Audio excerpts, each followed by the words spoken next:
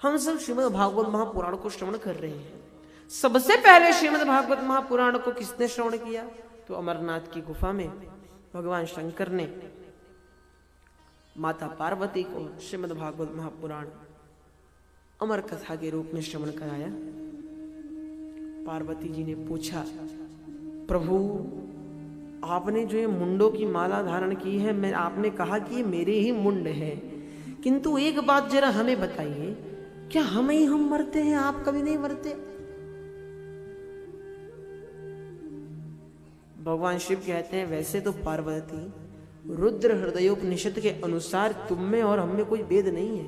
रुद्र हृदयोपनिषद में आया, कीर्तनात् सर्वदेवस्य सर्वपापै प्रमुच्यते, रुद्रो नर उमा नारी तस्मै तस्यै नमो नमः, रुद्रो ब्रह्म उमा वाणी तस्मै तस्यै नमो नमः, रुद्रो विष्णुरुमा लक्ष्मी तस्मै तस्यै नमो नमः, रुद्रः सूर्य उमा छाया तस्मै तस्यै नमो नमः, रुद्रः सोम उमा तारा तस्मै तस्यै नमो नमः, रुद्रो दिवा उमा रात्रि तस्मै तस्यै नमो नमः, रुद्रो वेद उमा शास्त्रम तस्मै तस्यै नमो नमः, रुद्रो वृक्ष उमा वल्ली तस्मै तस्यै नमो नमः, रुद्रोर्थ अक्षर सोमा तस्मै तस्यै नमो नमः, रुद्रो गंध उमा पुष्पम तस्मै तस्यै नमो नमः, रुद्रो लिंगम उमा पीठम तस्मै तस्यै नमो नमः। यदि भगवान शंकर सूर्य हैं तो माता पार्वती छाया है, यदि भगवान शंकर पुष्प हैं तो माता पार्वती उसका गंध है, यदि माता पार्वती पुष्प है तो भगवान शंकर गंध है। दोनों में कोई भेद नहीं है। इन दोनों का ऐक्य बताते हुए रुद्र हृदयोपनिषद में इन श्लोकों में भगवान मां पार्वती एवं भगवान शंकर का ऐक्य बताया। तथापि यदि तुम्हारी इतनी ही इच्छा है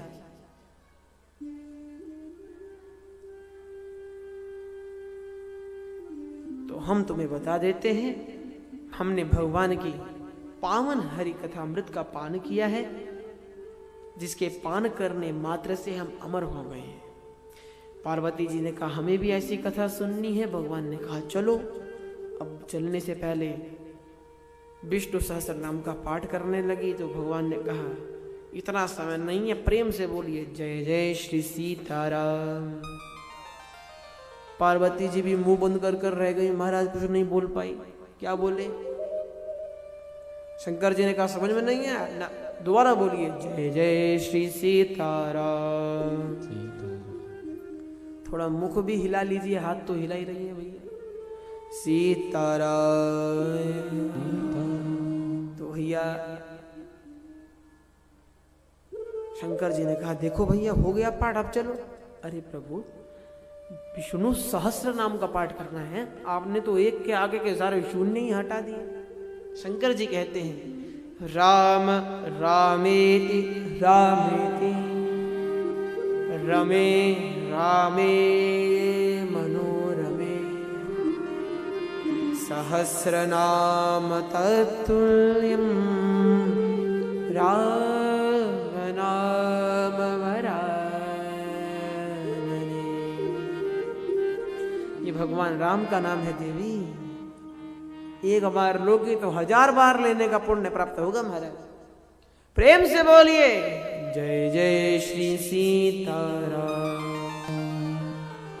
ये भगवान का पावन नाम है। ऐसे भगवान का नाम जब माता पार्वती प्रभु के नाम का महत्व समझी, भगवान शंकर ने ले जाकर माता पार्वती को अमर गुफा में अमर कथा का रसपान कराया। अब महात्म के अंतर्गत प्रथम श्लोक आता है, जिन प्रथम श्लोकों में भागवत जी के सर्वप्रथम वक्ता श्री सुखदेव जी महाराज एवं भागवत जी के आधारभूत भगवान श्री कृष्ण एवं हम सबके इष्टों का नमस्कार किया गया है। सच्चिदानंद रूपाय विश्वोत्पत्त्यादि हेतवे तापत्रय विनाशाय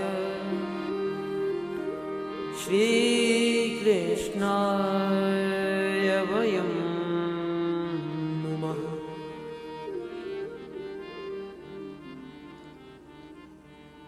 यं प्रव्रजन्तमनुपेतमपेतकृत्यम्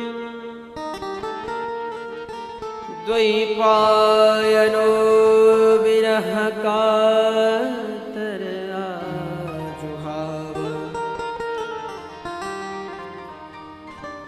पुत्रेति तन्मयतया तरवोऽभिनेदुस्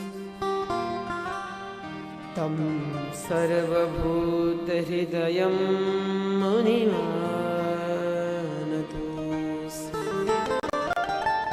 तम सर्वभूत हृदय मुनिमान।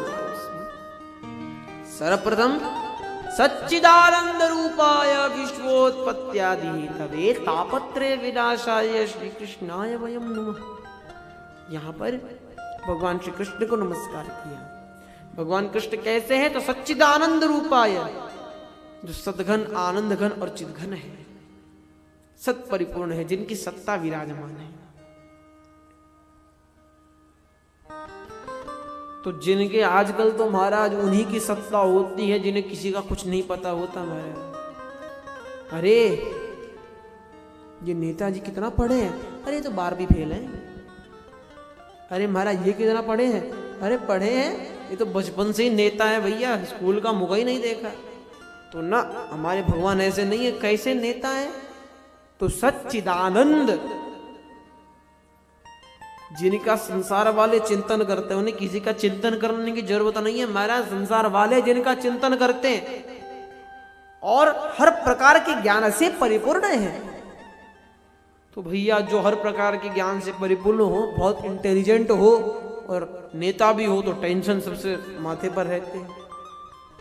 तो भगवान क्या भी टेंशन से परिपूर्ण है? तो न, ये क्या है? आनंद से परिपूर्ण है। गोस्वामी जी महाराज लिखते हैं, जो आनंद सिंधु सुख राशि, जो आनंद सिंधु सुख राशि, स्वीकरते त्रय लोक सुखासि, स्वीकरते त्रय लोक सुखासि, जो आनंद सिंधु सुख राशि, जो आनंद सिंधु सुख राशि। आनंद से परिपूर्ण है। अच्छा भैया, तो नेतृत्व भी करते हैं, सब कुछ जानते भी हैं, आनंद से भी परिपूर्ण है, बस इतना ही विशेषण है। तो ना, विश्वोत्पत्त्यादि है तवे, विश्व की उत्पत्ति आदि, आदि से यहाँ क्या ग्रहण करना है? तो विश्वस्य उत्पत्तेः पुनश्च विश्वस्य संस्थितेः विश्वस्य अंतस्य च यह कारणम। जो विश्व की उत्पत्ति के, विश्व के चलन के, विश्व के स्थिति के, विश्व के अंत के कारण है, विश्वोत्पत्ति आदि हेतवे। और क्या है? तो तापत्रय विनाशाय, जो तापत्रय है। कौन कौन तापत्रय? तो भैया वैसे तो आदि भौतिक, आध्यात्मिक और आदि दैविक ताप होता है, लेकिन हम सबको एक भयंकर ताप है, वो इन तापों से भी बड़ा है। क्या ताप है? तो वो ताप है अन्यस्य दोषम श्रुत्वा घृणा ईर्ष्यादि जनित चित्त संतापः। दूसरे के गुण दोषों को श्रवण कर कर हृदय में जो ईर्ष्या, हृदय में जो द्वेष, हृदय में घृणा, हृदय में जो मोह आदि, ये जो द्वेष आदि उत्पन्न विकार है, ये एक विशेष संताप हमारे हृदय में उत्पन्न करते हैं महाराज। तो ये संताप विशेष है।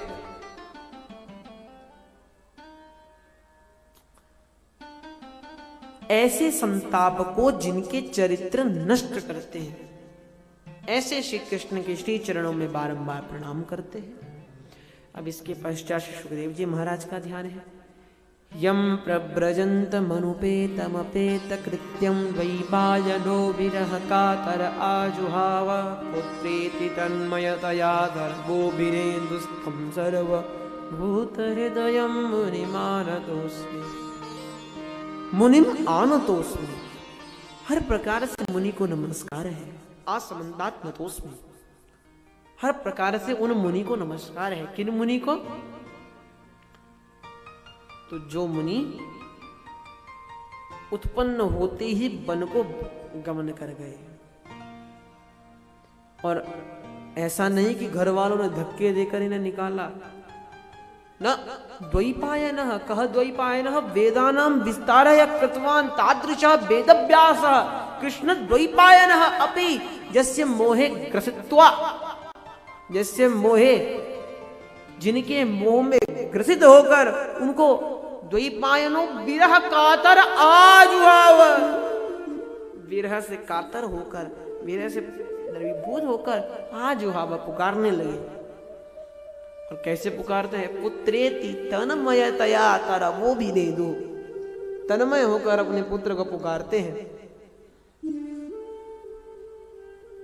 तरवह अभिनय दो। जब व्यास जी महाराज सुखदेव जी को आवाज लगाते हैं तो उनकी जो ध्वनि है वो वृक्षों में गूंज कर वापस आती है, मानो बताना चाह रही हो, हे व्यास जी, आपका ये जो पुत्र है ये मात्र आपके कल्याण के लिए नहीं है, आपके ऋण मुक्ति के लिए नहीं है।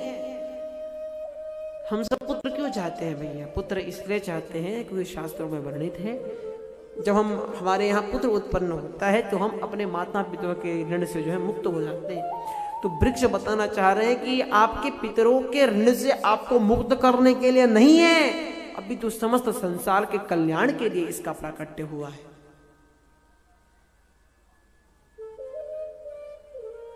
ऐसे तम सर्वभूत हृदय मुनि मानतोस्मि, वो जो सभी भूतों के समस्त चराचर प्राणियों के हृदय में निवास करते हैं, ऐसे श्री सुखदेव जी महाराज को बारंबार हम प्रणाम करते हैं। बोले सुखदेव जी महाराज की।